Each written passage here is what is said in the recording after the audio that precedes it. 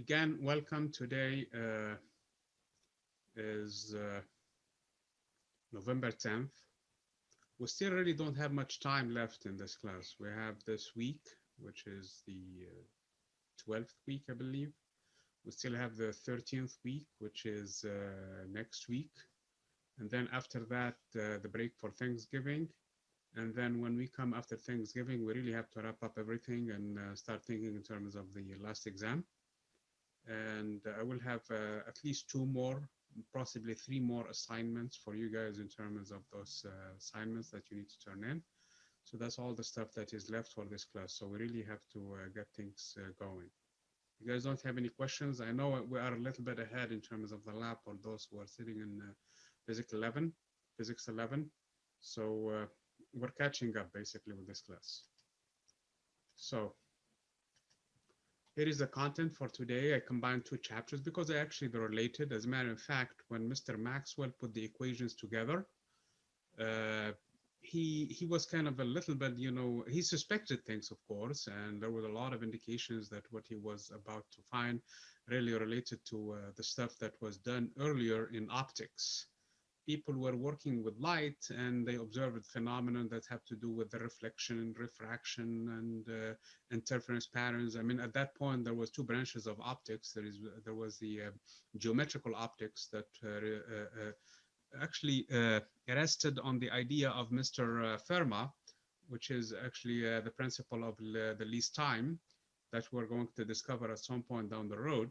So he was able to explain based on that principle everything that we observe with light, and that was considered geometrical optics because everything basically had to do with the angles and basically trig identities, trig relationships, should say, and things like that. So that's how that branch of optics, and it has to do with all of the things that we use, for example, in terms of our cameras, and in terms of our glasses, and in terms of corrective lenses and all of these things. So that is geometrical optics at that time. It was a very solid science at that time. And then there was also another branch of optics that developed later on, and it rests actually on another idea of Mr. Huygens, and that was the principle of basically wavelets and how they form, and the idea of waves. Because with an experiment from Mr. Young before, in the early 1800s, we were able to learn that light actually is a wave, because we, based on the experiments of Mr. Young, we were able to find the wavelength of that light. Combined with the experiments that were done also on the velocity of light, not only we know the wavelength of light, but we knew also the frequencies that are associated with specific wavelength. So we knew it was a wave. We didn't know what it was waving.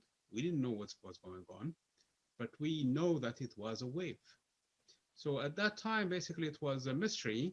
And there was a hypothesis that was postulated that because you need a medium for any wave, you guys experienced that when we were talking about waves, you need on a string, for example, you need the string itself so that the disturbance travel in it. On water, for example, you need the water itself so that the disturbance travel in the water. For seismic waves, you need that. For sound, you need air or another medium for it to travel. And the theory of waves was really, well understood, but it was with a medium. And so there was also in here, since we're dealing with a wave for light, we had to postulate the existence of a medium. Of course, we didn't see what that medium is, but we know because the speed of light is super big, huge, basically, it's a big number, that medium has to be super dense and super thick. But it was a problem. I mean, stars that are far away from us, supposedly there is vacuum between us. So that medium, which is super thick and super basically dense, must exist between us and any star that you see in the night, including the sun, of course. So it was a problem. Until Mr. Maxwell, he was working actually with the work on electricity and magnetism, the electric field, and then later on the magnetic field, which we're going to talk about Faraday's law today. He was able to put all of the equations together, and in solving them, he saw that the frequencies and the speed of light, first of all, emerged from those equations, and maybe this is what the light is. It's an electric field and a magnetic field that are oscillating And the equations, is there any issue in here?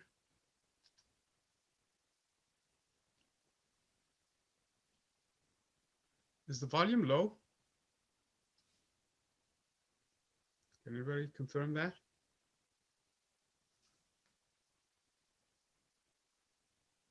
Let me check the sound. Sometimes I change things and probably you're right, okay? No, the sound should be...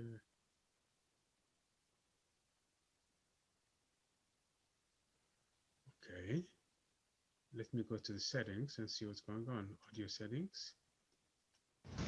Does it sound better now? Oh no, that's, yeah. Does it sound better?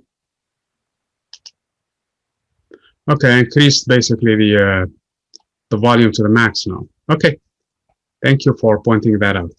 Very good. So basically, like I said, the idea that Mr. Maxwell was basically able to find was that this whole thing was coming together. Okay, that electricity through the electric field, magnetism through the magnetic field, optical, basically geometrical optics, and also wave optics, they seem to be all related through his equations that later on were named after him, Mr. Maxwell's equations. So that's something that unified a lot of branches of science at that time in engineering and everything, and then put them together. So we knew then that light is actually the oscillations of the electric field and the magnetic field, and that explains how our eyes respond to it, which is part of the chapters that we're going to discuss today. So that is basically where we were and toward the end of the 1800s. So what we will be discussing in this chapter is the EM induction, the electromagnetic conduction. That's basically, at that time, Ampere has discovered his law that basically says if it's a current, if you have a current, and you know current is due to electric field, you have to have a battery. You have to have a difference of potential. So that means there is an electric field and they're causing the charges to move. So if there are charges in motion because of the electric field, then the electric field then will create a magnetic field, and that magnetic field is given by the right-hand rule. So if the current is following my thumb, then the magnetic field is curling around following the four fingers of the palm. So basically that's how the magnetic field curves around the current. It's created by the current, and the current itself is created by the electric field. So Mr. Faraday, and there was somebody else, I forget his name right now, was thinking, could it be the other way around too? Could a magnetic field create an electric field? I know the electric field, per Ampere's law, creates a current, which in turn creates a magnetic field. So the current was a middleman. So the electric field creates a magnetic field. So the question that Mr. Faraday was pursuing, could the other way around also be true? In other words, could the magnetic field create an electric field? And the answer is yes and no.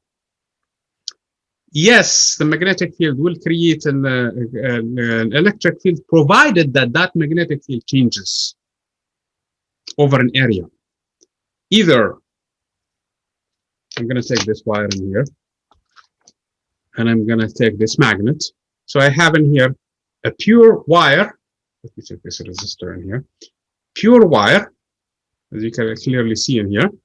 And I have a magnet, two things. So if I put them next to one another, nothing is going to happen. So unlike the electric field, you don't need to change the electric field. This one, you need to change it. So the field lines, the electric field need to move in or out of the wire to create a current, which then suggests that there was actually an electric field. Or you could do it the other way around. You can actually move the wire in and out. So as long as one or the other happens, then you can have in this case an electric field. Energy, basically, because that's what the electric field is. It's like a battery in a sense. So that is the idea actually of how power is generated. You're sitting right now and you're using a device that is powered by a process involving this one. So most likely you're getting the power either from what is that place? The lake near, I forgot even the name for it. Lake near Las Vegas, or you're getting the power through a different process that involves the motion of a wire or the magnet or both around one another, and that is how power is generated. So this is actually how power is generated for the AC current. Obviously, your device cannot use the AC current, so you need to do something to make it into a DC current, direct current. So this is basically how the power production is. The self-inductance is a device, basically the inductor, that is used in a lot of wiring, okay, and used in motors, used in a lot of places, okay. Transmission of power is a big problem because here is the deal. You would want to transport as much voltage as possible from the source and dump it to a city, because the city consumes a lot of voltage. So you will have tens of thousands, probably more, of voltages carried across power lines. And once they reach the consumer, of course, for us in here at home, we use 120 volt. So you need to take that power and bring it down to 120 volt for the consumers. So that is a transformation. So you need transformers. There is a what do you say, step-up transformer in the case of the power production. So they produce power, they produce voltages, and they make them higher in value. And then when they come to the consumer, most likely near where you live, there is a big transformer, and that transformer is step-down transformer. Basically what it does, it takes the power that the company delivers to your neighborhood and brings it down to lower levels and actually sends it in chunks. So big number of houses, for example, or places where a business, they receive a big chunk of voltage. They don't receive 120 volts. And then there is other step down transformers for those consumers. As a matter of fact, the step down transformers don't end at all there. They go all the way to your device for your computer or your phone or your camera in this situation. Let me show you this device in here. This is actually for my Canon camera. I don't know if you can see it or not. Nikon, actually. Okay, it's probably. And if you read closer from it, I don't know. It says on any device, okay, this is the discussion point today. You're going to locate one of your devices, whether for the computer, it should be in the back, or your charger for your phone, or your charger for your computer, or any power adapter, and you're going to read the numbers. Let me show you how they look like. Let me first of all find how this picture looks like. So let me stop sharing, start sharing with you the screen, share. So this is, I took a picture with my phone on this thing, same thing. This is in the United States, it takes 120 volt. In alternating, when you see the wiggly sign like this one, that means it's a current that goes up and down, an alternating current. And how often it goes back and forth? It goes 60 times for every second. That's what you see in here, 60 hertz. 60 hertz is 60 times per second, it goes up and down, okay? For this Nikon camera, it delivers an output. So this is the input. The output is 5 volts. So you take 120 volts and brings it down to 5 volts, because the camera cannot support more than 5 volts. The camera can support at most 5 volts. So you need actually 5 volts for the camera to work. And the line now is no longer squiggly. That means it's actually direct current, because all devices actually, they need DC current. So this is a transformer, and it's a step-down transformer because it takes 120 volts and makes it into a 5 volts. Of course, it's telling me how much also power, how much current in here it's going to have in the output. It's a little over half an ampere, which means that the power in here is about 2.5 watts. So the camera will consume about 2.5 watts. Compare that to a light bulb, which is about 60 watts. So the camera consumes a lot less power than the light bulb. And then most of the time, the reason why is because the light bulb has to generate light. It needs to be super hot. So that's why it consumes a lot of power. So a lot of consumption actually in the energy at home is coming from these things, in addition to the moving parts. So whenever you have a motor at home, for example, the refrigerator, you have behind it, there is all kinds of motors in there to move the freon gas in it, and for the AC unit, or the heater and all of that. So whenever you have a moving part, or for example, your coffee maker or grinder, or whatever that thing there, whatever hair thing, a blower or heater or something like that, those also consume a lot of power. Some of them, for example, the microwave can reach in the thousands of watts. So some of them consume a lot of power. But this small electronics, they really most of the times don't do much in terms of power consumption. So this is the task today, is to locate a device like this one in your house, okay, and basically report on the data on it. This is, of course, if you find a, who did that? Please don't do it, okay? Anyway, if you find a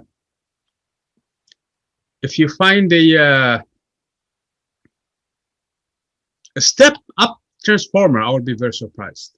Most transformers in your household are going to take 120 and make it smaller. For your computer, it's going to be about 20 volt, okay, maybe less, 19 volts, something like that. So if you find anything higher than this, taking 120 and making it up, this will be a big surprise, because those are for industrial use only, especially for power delivery and other things, okay? Michelle.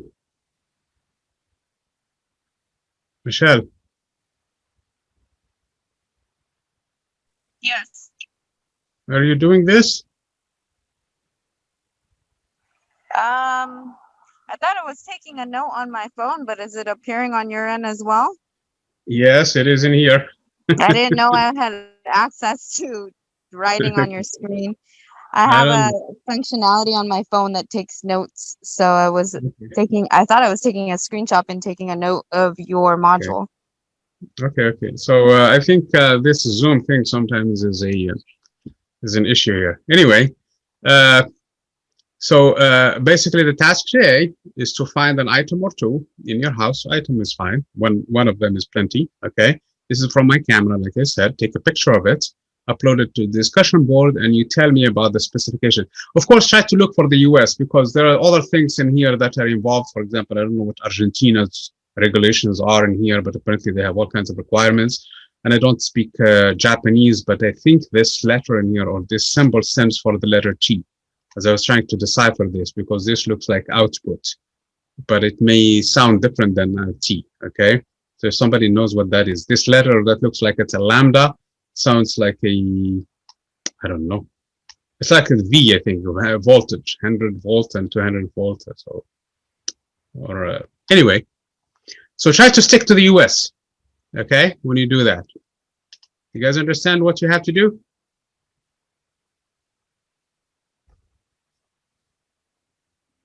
Okay, so that sounds easy enough. So let's continue the discussion on the thing in here. So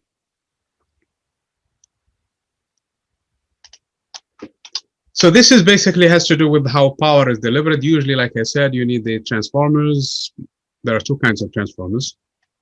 A step up, and there is a step down. Okay. This is what I have in here. There is 99.9%. This is what you're going to find in your everywhere. Okay. You have to really work in some industry where you're going to have the other kind. Okay. All the small devices that you have, the charger, for example, if you're plug in here. Let me see if my computer is charged. Oops. I'm causing accidents in here. I think it is charged.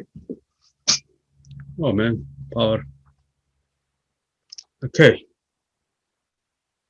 This one, and the reason why I had to take pictures of it is because I really wanted to see.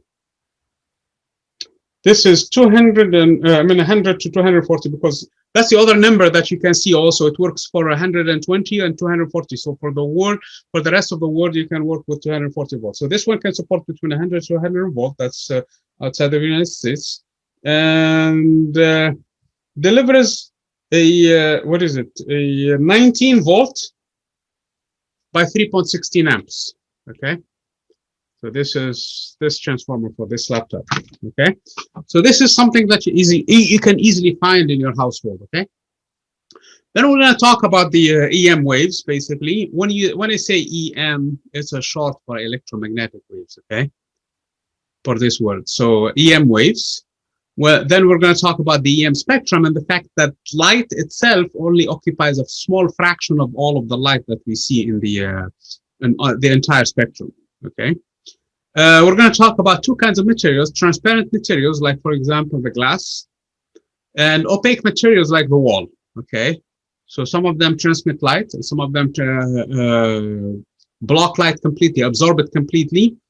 It's interesting to note that there are the transparent material is actually frequency dependent. Sometimes it transmits frequencies but absorbs others. Okay, so or reflects others. So it's really tricky with these things, and you have to be very careful with them. And that is what leads actually to the greenhouse effect, this property for the glass. And then how the eye works. So this is the entire basically chapter in a nutshell. So again, the law of induction in here is due to Mr. Faraday, and actually Henry had something else to do with it, and the Henry's contribution is really a big one. Mathematically, the rate of the flux of the magnetic field as it changes with time is the battery, basically the EMF in this case, the electromotive force in this case. Okay, so if you put a magnet by itself next to a wire, nothing will happen. You will not see an EMF. As a matter of fact, there will be no current in this situation because you need to connect the two ends to really see in current. Okay, when I try to measure the current I generate with this one, even with the most powerful magnets, I don't get much current on this wire. The reason being is this wire has super big resistance. So my point in here is you could generate a current. Actually, there is an EMF right now that is fluctuating. Charges are moving from one end to the other when you do this, but they are super weak. My multimeter did not detect them. So that's the problem with it. So they're so small for this wire. But that's a phenomenon, basically. And so if you put a galvanometer in here, which is a very, very, very sensitive ammeter, or a voltmeter in here that measures the small voltage differences, and you move the magnet, you're going to have a voltage, you're going to have a reading. If you move it very fast, the reading will be very high. If you make the magnet super strong, the reading will be high. So this is proportional to the strength of the magnetic field, but usually not as much as the motion itself. So you really have to move it super fast in order for you to generate a significant reading in here. So what I was doing by my hand, it's really insignificant. So probably it's not even going to record on any scale that you can see in there in terms of but that is actually how power is generated to begin with. That is how we get our electricity in our households and businesses. Okay. Even those that have power generators, they use the same principle. They use actually combustion. They use actually hydrocarbons, what do you call them? The oil, fluid, I mean the fuel, to make the electromagnet spin. And when it does, it generates power. Okay, so not the electromagnet, what I'm saying, either the magnet or the wire, okay, the coil. So electromagnetic induction induces a voltage, can be increased by increasing the number of loops. Of course, the more loops you have, the more now you have room for the magnetic field to change in between them, or increasing the speed of the magnet entering and leaving the coil. Slow motion produces hardly any voltage. A rapid motion produces greater voltage. Okay, so basically to put it in other words, Faraday's law states when the magnetic flux actually, and what I mean by flux is field, magnetic field over an area.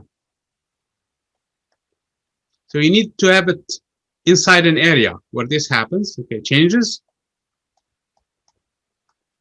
Okay, the voltage is generated. Okay. Mr. Lenz actually made a correction to this law. He added actually a contribution to this law.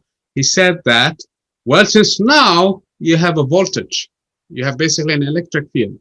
If that electric field somehow can create its own current, it will do so in such a way that it will create a magnetic field, and that magnetic field will have field lines that oppose the changes in the flux. It's really a big verbiage for Lenz's law. I mean, the contribution from him, okay? But it's Faraday's law, though that is smaller in this case, okay? So again, this is the same experiment. If you take a wire, is going to move up and down. Either you move the magnet or you move the wire itself. It's going to generate the same thing. Okay. This is the same observation as I was talking about.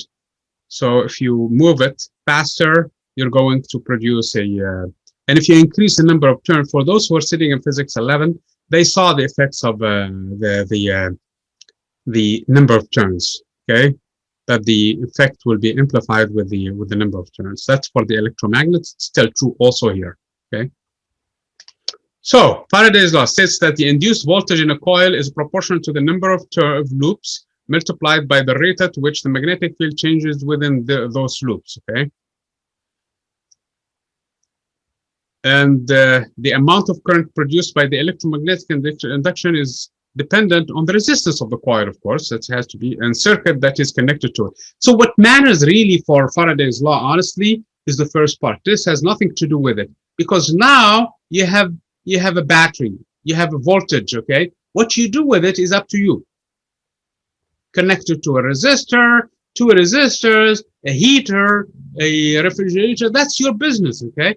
The main thing in here, Faraday's law, tells you how the voltage is created. End of the story. Okay. So the second part is really not as important.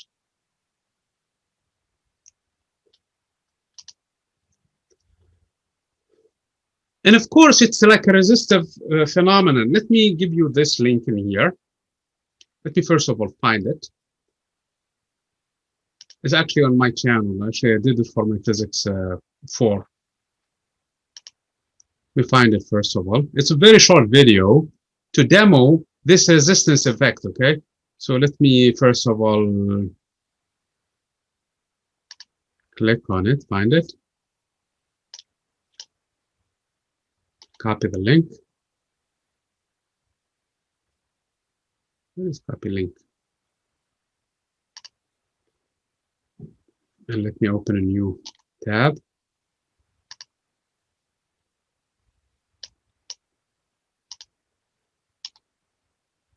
Paste, enter.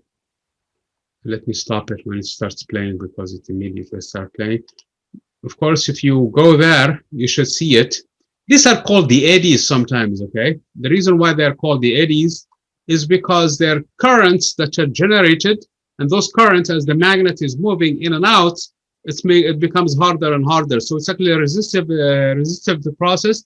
It has a lot of applications actually in industry, including, for example, magnetic levitation for the trains, for the super fast trains. They use this principle to, actually the trains in Japan and Europe nowadays, for those that use this technology, they actually rise above the ground because of this phenomenon, and they fly. They don't actually, ride on rails.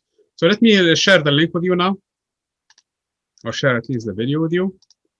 And let me go in full mode. So this is the one I did, like I said, for the other class the other day. If it starts. So right now, I have, first of all, I have 3 pieces of metal, okay? One of them is a magnet, one of them is not. And this thing that you see before you is actually copper. This piece in here is actually copper. Actually, it's this piece, okay? This piece. So what I'm doing in here, I'm throwing in between it materials. Some of them are magnets and some of them are not. You will see the magnet will take a long time to fall, whereas the other one will fall per gravity, the one that is not magnet. That's because of Faraday's law. That is because of the eddies that are formed in there. So, straight out through. This is just a pure, basically, metal. This is a magnet. It's false floating, okay? So this is, again, the same thing. Goes straight out, again, per gravity, and it looks like it's suspended. They're the same size, the same shape. This is actually a weak magnet, and it falls also slowly. Cancel. What is this? Okay.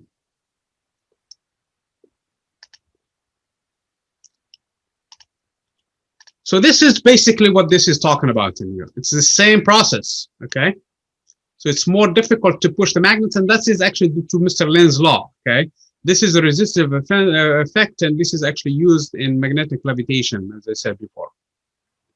Again, this is Faraday's law at work. What you saw was a demo of how Faraday's law, because as the magnet was falling, its flux is changing, and it was generating currents, and those currents are generating their own magnetic field, and their own magnetic field is opposing the magnetic field that is falling, so it slows it down.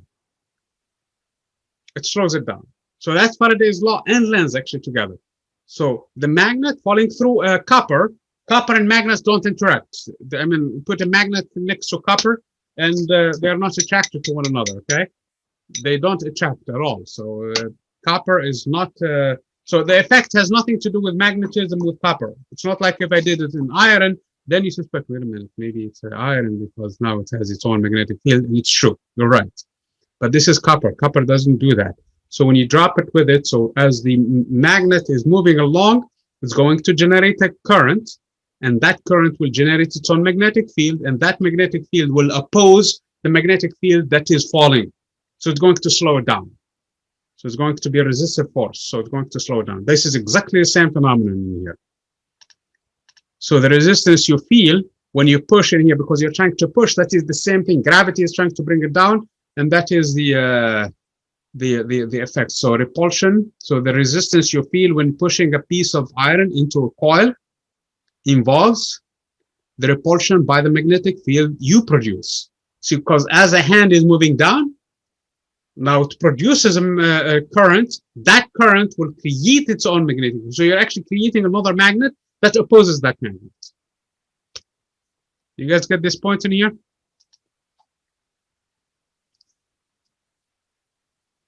Okay, very good. By the way, it has a lot of application in science. It's not just the levitation and technology and other things too. Okay.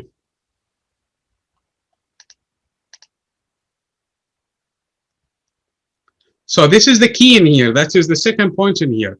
The word that you're looking for is changing, magnetic field. Okay. So how can I create a voltage? We can create a voltage if the magnetic field changes, okay? By moving the loop near and out, by moving the magnet near and out, or changing the current in nearby loop. What is this in here? I don't know. Yeah, this is basically, we're talking magnets in here, okay? This is the electromagnet, which is in a sense the same thing. If the electromagnet, you change, let's say for example, I don't have a permanent magnet, I have an electromagnet, I change the current in it. So I have a loop in here sitting by itself, and I have an electromagnet next to it. If I change the current in it, I don't move the magnets in and out. I don't move the magnet toward the loop, or I don't move the loop towards the electromagnet. All I do is change just the current in the electromagnet. Then that changes also B. So the key word in here is changing the magnetic field somehow. So if this is a permanent magnet, bring the permanent magnet in or out, or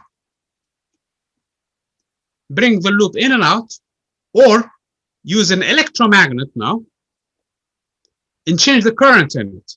So don't move anybody. Both of them are the same, but if you change the current in it, what you're changing the magnetic field that it makes. So in a sense, it's still the same statement. Okay? So that is Faraday's law. When you go in front under the light, for example, in the with your car, let's say for example, some streets are not really major intersections. So there is a major street, and there is a minor basically intersection for leading to another street. So what happened in this case, what they do, the city, instead of regulating it that every few seconds, this turns green, this turns yellow, and this turns red, and so on and so forth, the sequence that everybody knows. What they do, they leave the light green all the time going for the main street. But when somebody comes from the other street and brings the car to a standstill, what's going on underneath is actually there is a coil, there is a magnet in there, okay? I'm sorry, there is a current in there. So with your car with a pieces of metal that goes through it, in this case, is going to change the permeability of the medium, changes the magnetic field in it, and that magnetic field now triggers a signal that, hey, there is a car in here. Okay, and that's how light now from the main street goes through the sequence from green to yellow to red, and then it turns green for you so that you can move. So this is used actually in traffic lights too, okay? Scanning devices too, for example, uses that too. So as the magnet is moving in and out around the metal, it's going to change again. There will be current in there. That current is sent as a signal, and that is the beeping sound that you hear. Or for example, inside the ocean when people go hunting for treasures in that. So I mean near the on the beach and things like that. So it's used a lot, okay?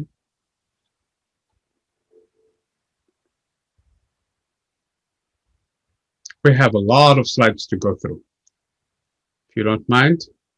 So the power generation, and I mentioned that several times today.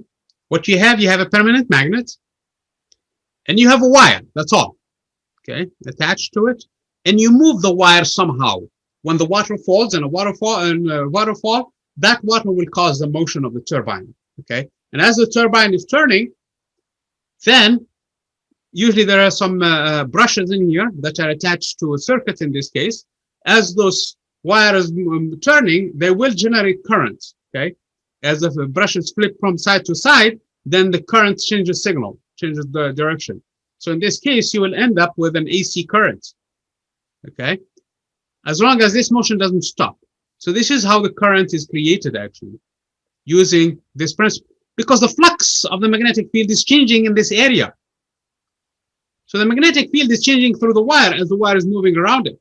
So that is what creates this one. So it's Faraday's law that creates it, okay? Same phenomenon as I was talking about earlier. So it's the same idea behind it. So that's how current is. So if the wire stays still, the magnet is there, no, there is magnet, but nothing is happening. But as the magnetic field is changing across through this loop, then it's going to create the power in here. Obviously, if I make several turns in here, there will be more power. So that's why you see so many turns they make in there. So it's not just a single turn, okay? It's going to be a waste of space and things to generate 1 volt. So you need to generate a lot of voltage in there. So again, this is the cyclic motion in here. You have created a cycle and you continue with this here. Here is a problem. The faster you rotate this one, the faster the signal is going to be generated. In the United States, they make it so that if it goes once around, I mean, it does 60 times, it goes around 60 times for every second. And that's how power is generated. In the rest of the world, they don't use 60, they use 50 times per second. That's why the signal in the United States is 60 hertz, and the signal in the rest of the world is 50 hertz. I think there are other countries also, probably Canada and other places that use 60 hertz. So that is this period in here. How many of this highs, basically this is a period from here actually to here, this is a period. How many of this you get in 1 second? In the United States, you have 60 of them, okay? In the rest of the world, you have 50 of them. They make 1 cycle. And there is another difference actually with the intensity of the signal. In the United States, the intensity of the signal is 170 volts, which averages to about 120 volts. In the rest of the world, they have actually 300 and something, which averages to about 240 volts. So the rest of the world uses different voltage and different actually different frequency too. So this is the same principle in here.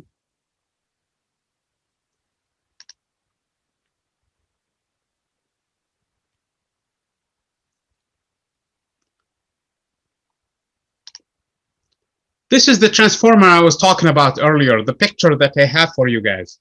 So you have something called the primary, and you have a secondary, and they share with them a bar in here where there is a magnetic field. Now, in the primary, there is a current that is running. That current must be alternating current. It cannot be a fixed current, because if it's a fixed current, it's going to create a fixed magnetic field, and that fixed magnetic field will not change in this wire. So nothing will happen. You have to have a changing magnetic field to really have something to show for in here so that the light bulb will go on. So what happened in this case, the current will fluctuate up and down. And as it does, the magnetic field will change back and forth. And as it changes in this area, changes in this area back and forth too, leading to Faraday's law, creating an EMF in the secondary. So in the example I showed you earlier, 120 volts in the primary for the device that they have in here. This is the primary, basically.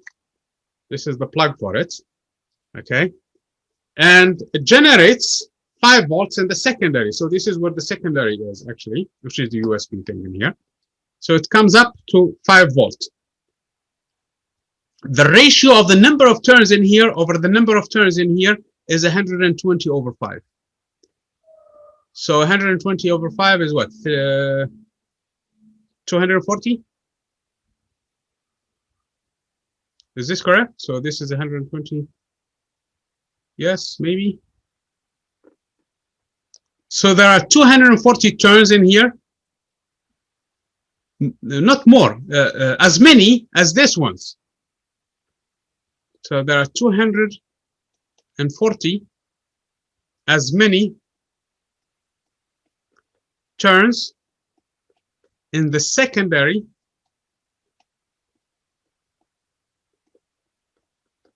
than in the primary. This is the third point of discussion today. A transformer only works with an AC source, an alternating current source. That's what an AC stands for, alternating current source. Okay? If it's not alternating, it's not going to work. That's this plug in here. This plug must be alternating. This one could or could not be alternating at the end. Okay? Actually, it's not, but there are some regulators after that to make it DC current, as I showed you earlier. Okay, so the final output may be DC, but the initial output actually is an AC too. Pure transformer will work only between the AC current from both ends, because as a matter of fact, step-up transformer can be also a step-down transformer.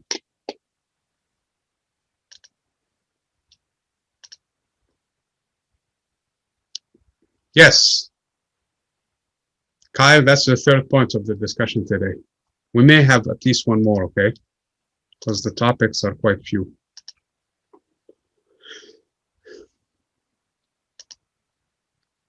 Okay. So this is what I was talking about. Step-up transformer produces a greater voltage in the secondary than the supplied by the primary. Secondary has more turns than the primary. So in the step-up transformer, basically, you have, like, for example, I have in here, how many turns I have? 1, 2, 3 turns, and 1, 2, 3. I have 4 so far, 5 turns in here. Let's make it 6, okay? So this has 6 turns. This has 3 turns. So this is a step-up. It takes whatever voltage in here. Let's say, for example, it took 10 volts. It will make it into 20 volt, okay?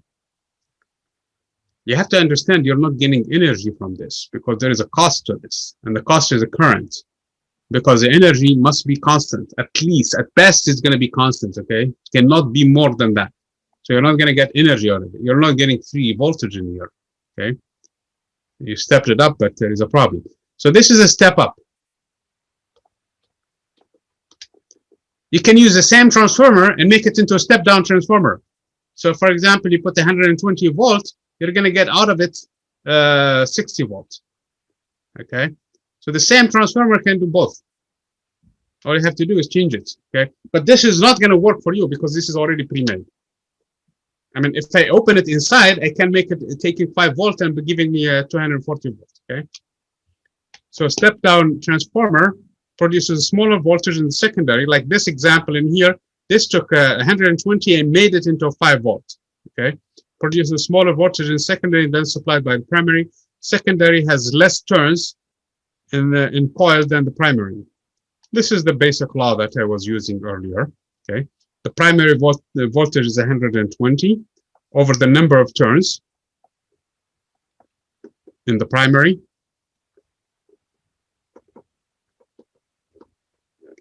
Is equal, in my example, to 5 volt over the number of turns in the secondary. So if I move this back and forth, so I'm going to find that 150 divided, so it's going to be 240 turns in the secondary in the primary, I'm sorry, as many, not more, as many as those in the secondary. So this is the math I was using actually, this formula in here. Okay. This is the other thing that I was telling you about, that you cannot make energy out of nothing. So the fact that you took a 6 volt and 3 volt and made it into a 6 volt, you did not really make more energy because the current actually went by a factor of half. Okay. And this is a transformer that is you typically see in the power supply line. Okay. This is much, much bigger than this one, the one I was showing you. So this must be used from the power company that has so many thousands of volts, and you need to bring it to a smaller level for your region in there, okay? And sometimes these transformers blow up, so especially if there is a power problems, or there is rain or something like that, heavy rain, or some of those ice storms or something, they can cause damage to this one, and the entire neighborhood will lose power. So these things can be a problem at times, and the power company deals with this one more than anything else. So step-up transformer in an electrical circuit can step up voltage. No energy whatsoever. You cannot do that, okay? So the only correct answer is A in here. Can make the voltage higher. Okay. An efficient transformer in an AC circuit can change, okay, the current, okay? It cannot change the energy. The energy is the same at best, okay? If it's efficient, 100% efficient, the input energy is equal to output energy. Most of them are not, though. The output energy is less than the input. The power is the same story in here, okay? So only the current in here. Because the transformer requires a primary and secondary, as a matter of fact, a wire by itself that is looped can actually affect itself too, okay?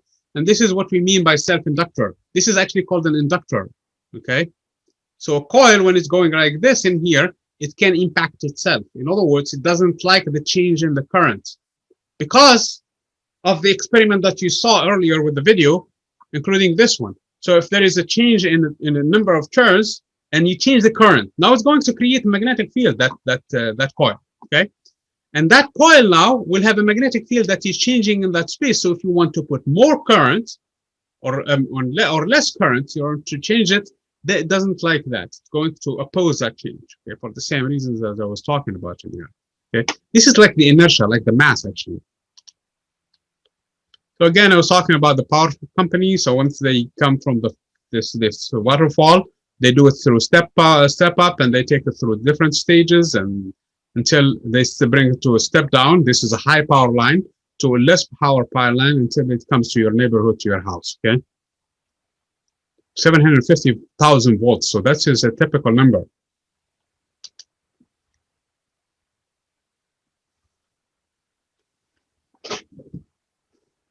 So here is the story then for Maxwell's equations. Actually, when you look at them, you will see that the electric field then, per actually Mr. Ampere's law, later on corrected by Faraday, by Maxwell, I'm sorry, creates a magnetic field. And this magnetic field is changing with time. Now Faraday, that since this magnetic field is changing with time, it's going to create the electric field, okay? So imagine with me a star that emits light, okay? And that light basically has an electric field that is changing with time. It goes like this, okay? Since the electric field is changing with time, per Maxwell, Ampere's law, that is going to create an electric field, a magnetic field that is actually changing with time too. So the magnetic field will follow the same path. Now, per Faraday's law, this magnetic field that was just created will create an electric field, and that electric field also will change with time. So you see how it is now? They come from the source. The magnetic field, the electric field creates a magnetic field that changes with time. Now, the magnetic field, since it's changing with time, will create an electric field that changes with time. Now, the electric field, since it's changing with time, is going to create a magnetic field, and so on and so forth. Until it comes from the other edge of the universe, from a star or galaxy, and comes in here, and we will see it with our own eyes or on the devices. So that is how the process basically of light works. So light itself is made up of these two waves, and both of these equations, basically both of these laws, Maxwell, which is a really correction of Ampere's law, is Ampere-Maxwell it's called, and Faraday-Lenz law, they work together to bring light from whatever source, from the sun itself. Actually, there is vacuum, there is nothing between us and the sun, all the way here, so that we can see and we have light during daytime. So that is really how light is, which makes me to this point in here. So this is exactly the point I was talking about, okay? So light is really the work of two waves. It's only one wave, by the way, okay? But the changing electric field will induce a magnetic field, and that is changing with time. And the magnetic field that is changing in time will create also an electric field that is changing with time. This electric field that is moving in time will generate. So from here to here, it's actually Ampere-Maxwell law. From now here, to this curve, it's actually Faraday-Lenz law. And you see how this process repeats, it never ends. Okay, until this light is absorbed completely. Actually, it's not light, it's the electromagnetic wave, all of them, whether light or infrared or ultraviolet, because our eye is only sensitive to only a small range of them. So that is basically what we see. I mean, we see only a small range of them. So light is a special case of that. So that's basically what we're saying in here. The solution to all of the equations is this combination of these two waves that basically one creates the other per one law, and then since it's changing with time, creates the other one per. You guys understand the point in here? How these two laws, basically, they will work together and create this wave. So you have an electric field that changes with time, creates a magnetic field that changes with time, which creates an electric field that changes with time, which creates a magnetic field that changes with time. And this process will go ever and ever. And both of them are actually moving perpendicular. So they're moving like this or moving like this. So if they're moving like this, they're polarized in this direction.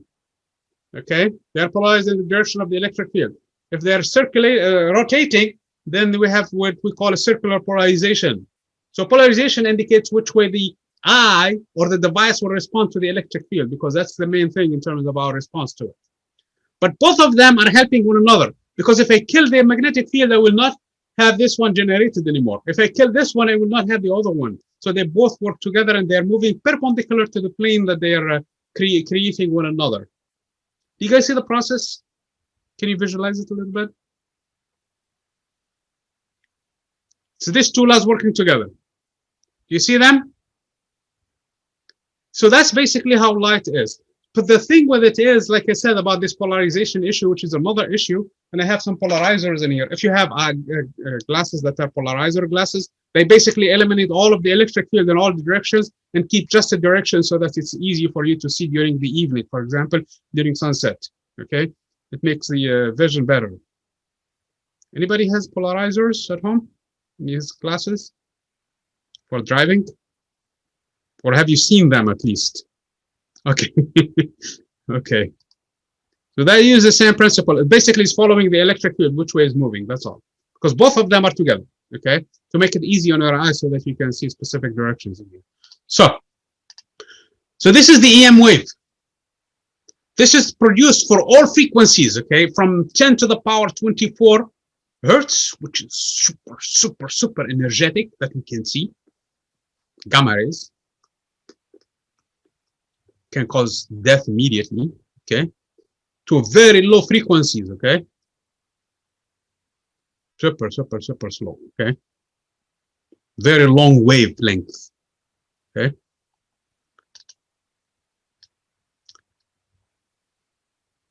So this is the frequency that I mean by it. So it goes 1,000 times per second. That means it has 1,000 hertz. That's what we mean by the frequency, is how often it goes up and down, okay? So that's how our eyes are responding to them, okay? But our eyes, they can't respond to 1,000 hertz. 1,000 hertz is too low for it. Or the electrons in our eyes, actually. So again, this is the spectrum. Let me make this picture a little bit bigger. Hopefully you guys have this stuff in here for you guys. Okay. Can I make it a little bit bigger, or can I do F5? Oh, if I do F5, it's going to start from the beginning. Can I do it from this animation? Slideshow from parents, yes. Okay. This is the narrow band that we see. This goes from the red all the way to the violet. That's what we see, okay? Anything in between them.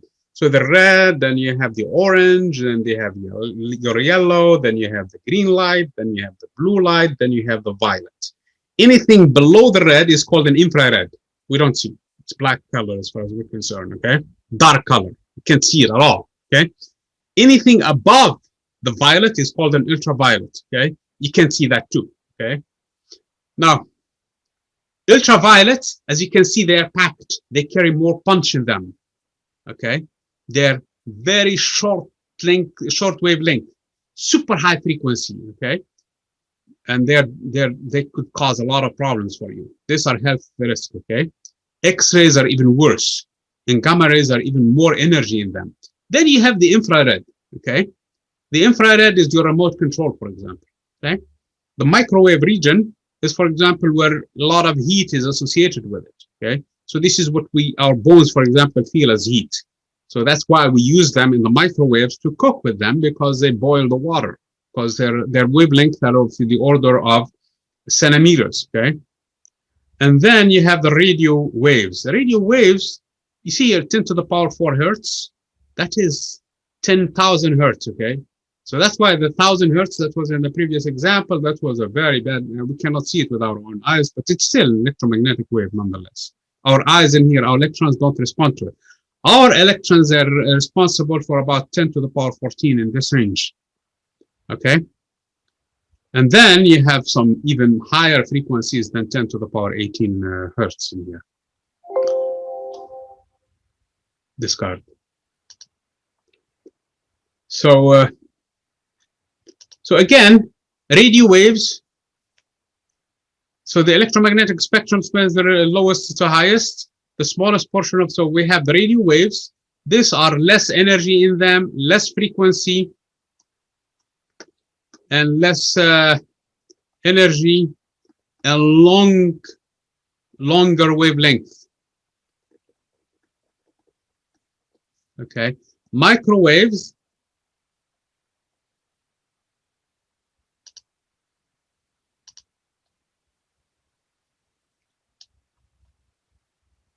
Okay, so a microwave actually has higher frequency than radio waves, but less frequency than the visible light. Okay, so this is higher than this in terms of frequency, higher energy, shorter wavelength.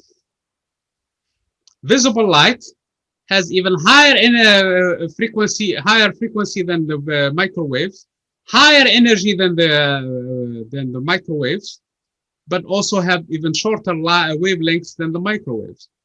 These guys are even worse, okay? This can get you to basically change your atoms. So these are really super deadly. Gamma rays, okay? And they have super high energy compared to the visible light, for example. They have super high frequency compared to light. And they're even shorter wavelength, the shortest in here wavelength in this bunch, okay? Wavelength.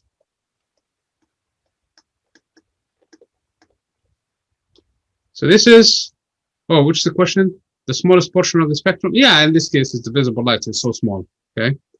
That's how we evolved, basically, because the sun emits in that region for the most part, and that's how we evolved, apparently, to just see visible light in here. I didn't pay attention to these things in here. To the question. Which of these fundamentally different from the others? Sound waves, light waves, radio waves, X-rays. All of these three are EM waves. This is different. This is a mechanical compression of the air. Okay.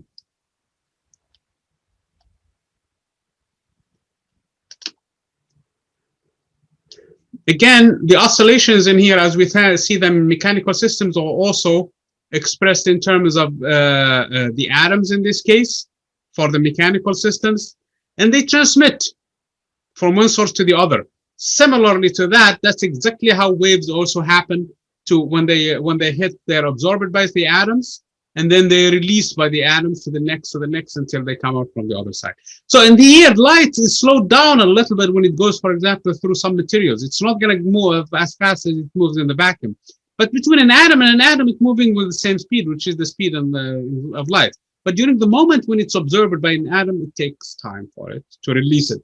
That's why light is slowed down. But at the end, it's ultimately slow. It goes through the other side. And that's what makes this material transparent, because we can see the light coming from the other side, and it can see objects on the other side. So again, this is basically this is how transparency works. Again, some of these materials, they can be basically also, yes, they can transmit, for example, certain frequencies, but they can absorb the others. Okay, like for example, in here, the glass is transparent for visible light. That's why we see flowers on the other side. We see everything on the other side. For example, if we're standing in here, we can see other objects. But and the light, as it goes through the glass, is going to reflect off of them of this, for example, object, and we see the objects on the other side. But for certain frequencies, no, it's actually opaque. Okay, and this is the essence of actually the greenhouse effect. So again, I mentioned the fact that light slows down in media. This is in vacuum. It moves with 300 million meters per second. When you go through the atmosphere, it's slightly less than that. When it goes through water, it's just about 3/4 that of the speed of light. Okay. When it goes through glass, it's about 2/3 that of the speed of light. Through diamond, it's less than half the speed of light. So again, this is how this has to do with what I was explaining earlier. This phenomenon here, the fact that light is absorbed and then released through a transparent material. Okay. Opaque materials, on the other hand, they absorb light and do not transmit it on the other side. Case in point, for example, the wall. Okay, that is an opaque material. You can't see behind the wall. Otherwise, on the other side of the wall. I'm sorry.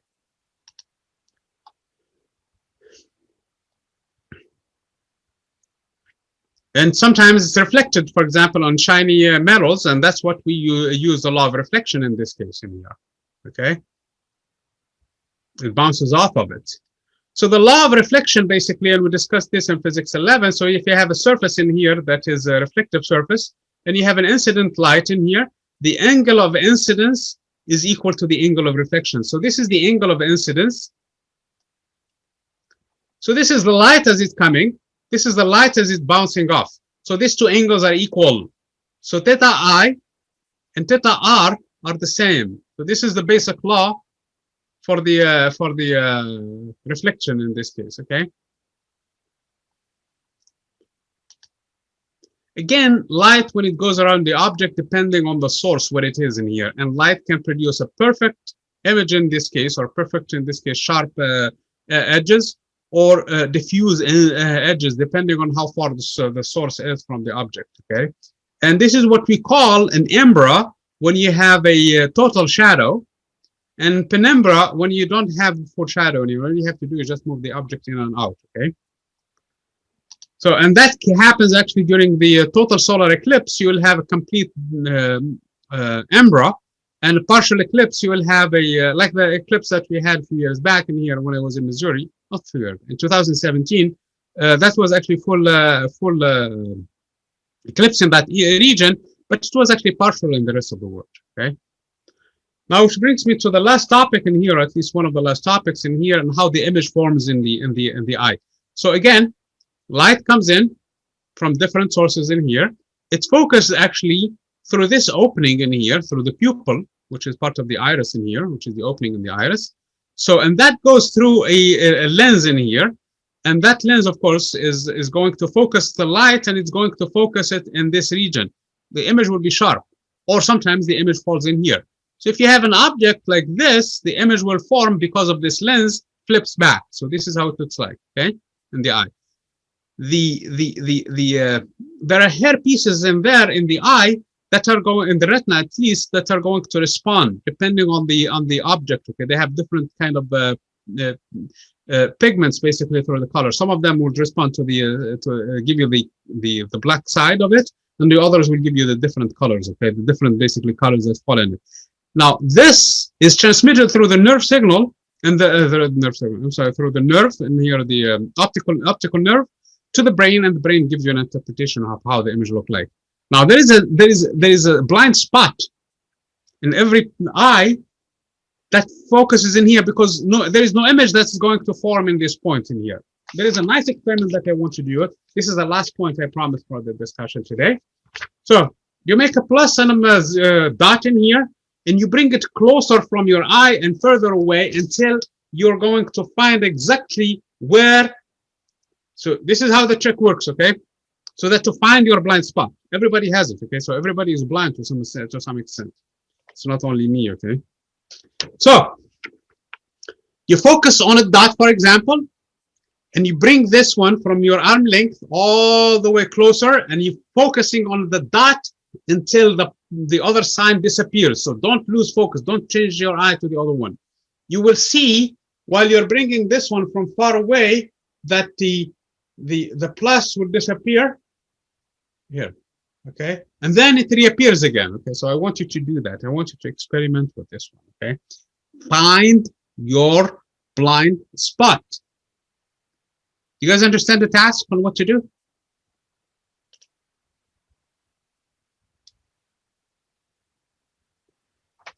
Take a piece of paper like this, okay?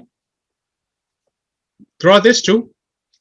Put it at arm length, okay? And focus only on one object. Typically, it's the dot only. Keep on looking at it and bring it closer slowly. And as you're bringing it closer, focus on the dot. Do not lose sight. Do not change your eye to the other one. You will see that at arm length, you can see both symbols. And as it gets closer, at some point, the plus will disappear because you're focusing on the dot, okay? That is your blind spot. If you keep on moving back, it's going to reappear again. If you keep on moving forward, I'm sorry, it's going to reappear again. So that is how you distinguish that. Yes? Everybody understand what to do? Very good. So that's the third task, okay? I want you to accomplish that to find your blind spot. So we have 4 stuff today. So let's finish this thing quickly here. So this is basically the process through which the image forms in here, and it uses all of this optics in here, like I was saying. Some people, the image doesn't form in here, okay? Is not sharp in here. It forms in here, okay? So you have what is called the long eye. So you need to use corrective lenses in here to move the image back so that it falls on the retina. Some people, the image forms in here, okay? Form behind it in this case. So the first one actually was a long eye, okay? This one will be the short eye. So you need to have corrective lenses again in here to bring the object from far to back to the same point in here. So that's what the optician does with you when you go to him, optometrist, as you say. What they do, okay? So when you go to them, they give you all kinds of things, trying to see when it focuses. So he's changing the different focal points for the device in there, sometimes changing completely the different geometry until it focuses on the retina. Then it tells you, okay, this is that. So he takes the number, the readings, and order the glasses for you. For those who are lucky enough, don't have to deal with that, you're lucky, okay? But as you get older, you're at some point, you're going to deal with this issue too, okay? Sorry, okay? So this is the issue that has to do with the eye. So again, this is more details on how this works, okay? I just mentioned it quickly. So these are the hair pieces in here. So you have rods and you have cones, okay? So these are the cones in here.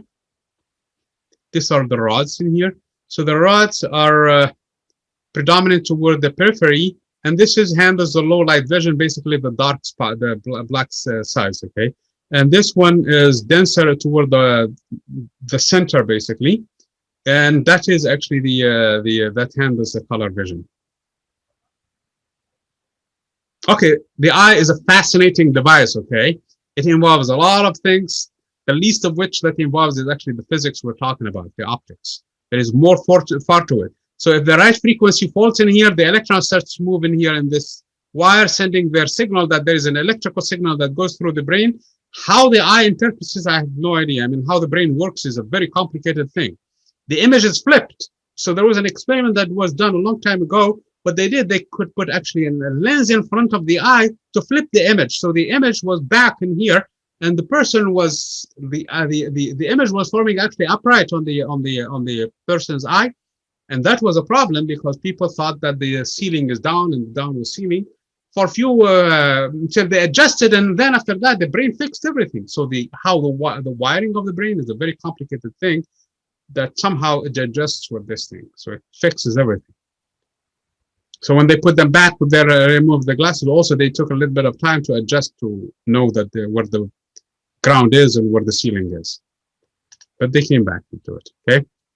So this is about peripheral vision. In here, this is something that has to do with the eye. There is a 500 million times discrepancy between what we see in terms of brightness and dimness.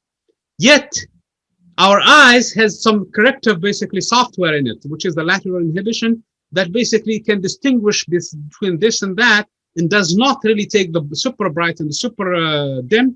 Otherwise, we will have a lot of exposure, a lot of underexposure. We will basically be blinded with the smallest light, or completely basically in the dark. So to fix that, the eye has adjustments. It makes adjustment. The super bright dims it a little bit, and the one that was dim brings it up so that you can see the colors.